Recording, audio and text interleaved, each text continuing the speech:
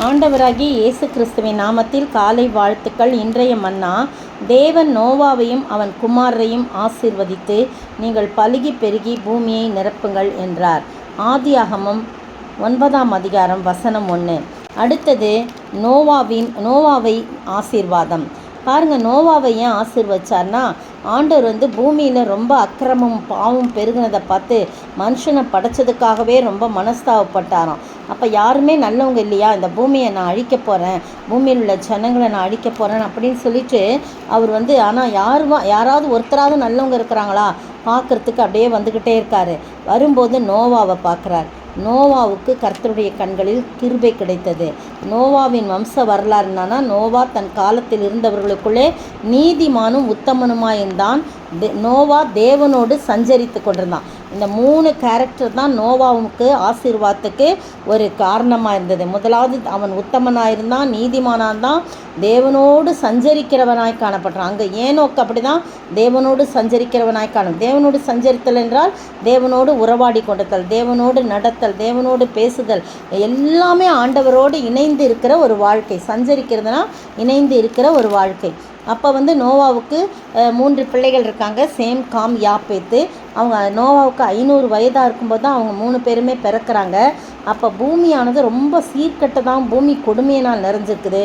தேவன் பூமியை பார்த்தார், இதோ ரொம்ப சீர்கெட்டதாக இருக்கிறது, மாம்சமான யாவரும் தங்கள் பூமியின் மேலே தங்கள் வழிகளை கெடுத்து கொண்டிருக்கிறாங்களேன்னு சொல்லிட்டு நோவாவை கூப்பிட்டு என்ன சொல்கிறாரு, நான் மாம்சமான யாவரின் முடிவும் எனக்கு முன்பாக நின்றுச்சு, நான் பூமி ரொம்ப கொடுமையினால் நிறைஞ்சிருக்கு, நான் பூமியை அவர்களை பூமியோடு கூட நான் அழித்து போடுவேன், நீ மட்டும் என்ன செய்யி, உன்னை நான் நீதிமானும் உத்தமனுமாக கண்டேன், அதனால் நீ கோப்பேர் மரத்தால் ஒரு பேழையை உண்டாக்கு, அந்த பேழையில் அறைகளை உண்டு பண்ணி அதுக்கு உள்ளும் புறமும் கீழ் பூசு அப்படின்னு சொல்கிறார். நீ அதை பண்ண வேண்டிய விதம் என்னவென்றால், நீளம் இவ்வளோ இருக்கணும், அகலம் இவ்வளோ இருக்கணும், உயரம் இவ்வளோ இருக்கணும் அப்படிலாம் சொல்லி, ஜன்னல் எங்கே இருக்கணும், மேல்தட்டு எங்கே இருக்கணும், கீழ்த்தட்டு எங்கே இருக்கணும், அதனுடைய இடைவெளி எவ்வளோ இருக்கணும், எல்லாம் சொல்லி கொடுக்குறார். அவர் ஒரு இன்ஜினியர் மாதிரி என்ன பண்ணுறாரு, ப்ளூ பிரிண்ட் எடுத்து அவர் கொடுக்கல, வாயில் சொல்கிறாரு. அதை அப்படியே உள்வாங்கி நோவாவும் தன்னுடைய பிள்ளைகளும் என்ன பண்ணுறாங்க, கிட்டத்தட்ட அந்த பிள்ளைகளுக்கு 100 வயது இருக்கும், 100 வயது ஆயிடுச்சு, 100 வயது கிட்ட 100 90 அப்படி தான் இருந்திருப்பாங்க கட்டாயம். அவ்வளோ பெரிய பிள்ளைகளாக இருந்திருப்பாங்க. நோவாவும் அவனுடைய பிள்ளைகளும் உதவி செய்கிறாங்க.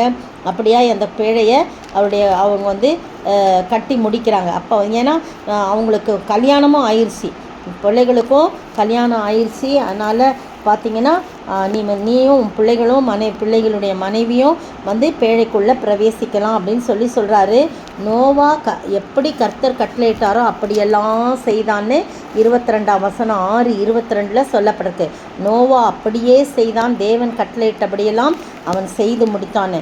அப்போ முடிக்கும்போது நோவாவுக்கு வயது 600 வயதாக இருந்துச்சு. அப்போனா பார்த்திங்கன்னா 500 வயதில் பிள்ளை பிறக்குது, 600 வயதாகிடுச்சு. கிட்டத்தட்ட பிள்ளைகள்லாம் 100 வயது பிள்ளைகளாக இருக்கிறாங்க. அவங்களும் பெரியவங்க தான். ஆனால் அந்த நாட்களில் அவங்க யங் மாதிரி தான். 600 வயது நோவா இருக்கும்போது பிள்ளைகள் 100 வயதுன்போது அது ஒரு யங் ஸ்டேஜ் மாதிரி தான் அந்த நாட்கள்லாம். இப்போ தான் 100 வயது வாழ்கிறதே பெரிய காரியம். 100 வயது வரைக்கும் வாழ்ந்தால் ரொம்ப பெரிய பாக்கியசாலிகள்னு சொல்கிறாங்க. அதுவும் சுகமாக இருக்கும்போது பார்த்திங்கன்னா நோவா செஞ்சு முடித்த உடனே நீங்கள்லாம் பிரவேசிங்க, பறவைகள் மிருகங்கள் சுத்தமானது அப்படி இப்படின்னு சொல்லி எல்லாமே சொல்கிறாரு. எல்லாமே பிரவேசித்தாச்சு. அப்போ நோவாவுக்கு 60ஆம் வயது 60 வயதாகும் வருஷம் 2ஆம் மாதம் 17ஆம் தேதியாகி அந்நாளிலே மகா ஆழத்தின் ஊற்றுகளெல்லாம் பிளந்தன, வானத்தின் மதகுகளும் திறவுண்டன அப்படின்னு போடப்பட்டிருக்கு. எல்லாத்தையும் உள்ளே வச்சு என்ன பண்ணுறாரு, ஆண்டவரே கதவை அடைக்கிறாருன்னு போட்டப்பட்டிருக்குது. அவர் கதவை அடைச்சிட்டோன்னே அப்புறம் என்னாச்சு, மழை பெய்ய தொடங்குச்சு. 7 நாள் சென்ற பின்பு பூமியின் மேல் ஜலப்பிரளயம் உண்டாயிற்று. எல்லாம் உள்ளே போயாச்சு. அப்போ 40 நாள் இரவும் பகலும் பூமியில் மழை பெய்யுதுன்றதை நம்ம பார்க்குறோம். அப்படியே அப்புறம் நோவாவும் பிள்ளைகளும் அங்கே மிருக ஜீவன்கள் எல்லாம் உள்ளுக்குள்ளே இருக்கிறாங்க. எல்லாம் உள்ளே பிரவேசித்த உடனே 16ஆம் வசனம் பாருங்கள், கர்த்தர் அவனை உள்ளே விட்டு கதவை அடைத்தார். எவ்வளவு பாதுகாப்பு பண்ணுறார் பார்த்தீங்களா. 40 நாட்கள் விடாமல் மழை பெய்யுது. அப்போ பேழை அப்படியே மிதந்து மேலே போகுது, மேல் நோக்கி. அதுக்கு எந்த சுக்கானோ இல்லை மாலுமி கிடையாது, எதுவுமே கிடையாது. ஆண்டவரே அதற்கு மாலுமியாக இருந்து அப்படியே மேலே கொண்டு போயிட்டு அரராத் மலையில் கொண்டு போய் அப்படியே அதை நிற்க வச்சிடுறார். அந்த பேழை அங்கே போய் நின்று போயிட்டு அப்போ மழை ஆழத்தின் ஊற்றுக்கண்களும் வானத்தின் மதங்களும் அடைப்பட்டன, வானத்து மழையும் நின்று போயிட்டு 150 நாள் வரைக்கும் அந்த தண்ணி இருந்துகிட்டே இருந்துச்சா. 40 நாட்கள் மழை பெஞ்சிச்சு இடைவிடாமல். அந்த தண்ணி 150 நாட்கள் பூமியில் காணப்பட்டுச்சுன்னு போடப்படுது. 150 நாட்கள்லாம் கிட்டத்தட்ட 5 மாதம் ஆயிடுது நம்ம கணக்குக்கு. அப்புறம் அதுக்கு பிறகு தான் தண்ணி வச்சுது. நோவாவுக்கு 601 வயதில் முதல் வருஷம் முதல் மாதம் முதல் தேதியில் பூமியின் மேல் இந்த ஜலம் வற்றி போயிற்று.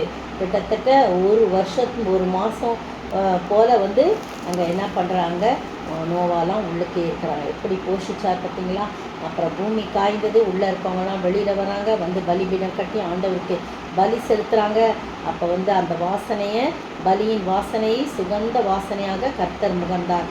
அவர் சொல்கிறார், இனிமேல் நான் பூமியை அழிக்க மாட்டேன், சபிக்க மாட்டேன் தண்ணினாலன்னு ஒரு உடன்படிக்கை செய்து ஆசீர்வதிக்கிறார். அப்புறம் தான் 9ஆம் அதிகாரத்தில் தேவன் நோவாவையும் அவன் குமாரையும் ஆசீர்வதித்து நீங்கள் பலுகி பெருகி பூமியை நிரப்புங்கள் என்று சொல்லி ஆசீர்வதிக்கிறார். இந்த காலை வேளையிலே உங்களையும் என்னையும் ஆசீர்வதிக்க வேண்டும் சொன்னால், கர்த்தருடைய பார்வையிலே யார் எப்படி இருந்தாலும் நாம் நீதிமானும் உத்தமனும் கர்த்தரோடு இணைந்து வாழ்கின்றவர்களாக இருக்கும்போது எவ்வளவு பிரச்சனை உலகத்தில் வந்தாலும் நம்மை மட்டும் பாதுகாக்கக்கூடிய பேழையாய் அவர் காணப்படுகிறார். அவர் தான் பேழை. அந்த கோப்பேர் மர பேழை அன்று நோவாவை பாதுகாத்து கொண்டது. இன்றைக்கு ஆண்டவராகிய கர்த்தர் தான் நமக்கு பேழையாக இருந்து, வாருங்கள் எல்லாரும் எங்கிட்ட வாங்கன்னு சொல்லி அனைத்து தம்முடைய கரத்தின் நிழலினாலே அவருடைய சட்டைகளின் மறைவிலே நம்மை பாதுகாப்பார். அப்படிப்பட்ட ஆசீர்வாதத்தை நாம் பெற்று வாழ ஆண்டவர் தாமே கிருபை செய்வாராக. ஆமீன். என்னை விட்டு கொடுக்காதவர், என்னை நடத்துகின்றவர், என்னை பாதுகாப்பவர் என் நேசநீரே. என்னை விட்டு கொடுக்காதவர், என்னை பாதுகாப்பவர், என்னை நடத்துகின்றவர் என் நேசநீரே, என் நேசநீரே. ஸ்தோத்திரிக்கிற ஆண்டவரே, துதிக்கிற ரச்சா, வாழ்த்துக்கிற வணங்கிறப்பா. என்னை விட்டு கொடுக்காத ஆண்டவரே, கர்த்தாவே நோவாவே உடைய குடும்பத்தையும் நீர் பாதுகாத்து கொண்டே, அவருடைய கீழ்ப்படிதல், அவருடைய பொறுமை, அவருடைய விசுவாசம், கர்த்தாவே அவர் உம்மேல் வைத்திருக்கிற அவ்வளவு நம்பிக்கை அவரை ஆண்டவரே நீர் ஆசீர்வதிக்கும்படியாக கிருபை செஞ்சீங்க ஆண்டவரே. அதுபோல் நாங்களும் அந்த பண்புகளை பெற்று ஆசீர்வதிக்கப்பட நீர் உதவி செய்ய வேண்டும் என்று கர்த்தரும் மீட்பெரும் ராஜாவாகிய இயேசு கிறிஸ்துவின் விலையேற பெற்ற நாமத்தில் ஜெபிக்கிறேன் பிதாவே, ஆமீன். நேற்றைய பதில், இயேசுவோடே இராதவன் எனக்கு விரோதியாயிருக்கிறான், என்னோடே சேர்க்காதவன் சிதறடிக்கிறான். லூக்கா 11:23. இன்றைய கேள்வி, யார் மறைந்திருக்கிற பிரேத குழிகளைப் போல் இருக்கிறார்கள்? யார் மறைந்திருக்கிற பிரேத குழிகளைப் போல் இருக்கிறார்கள்?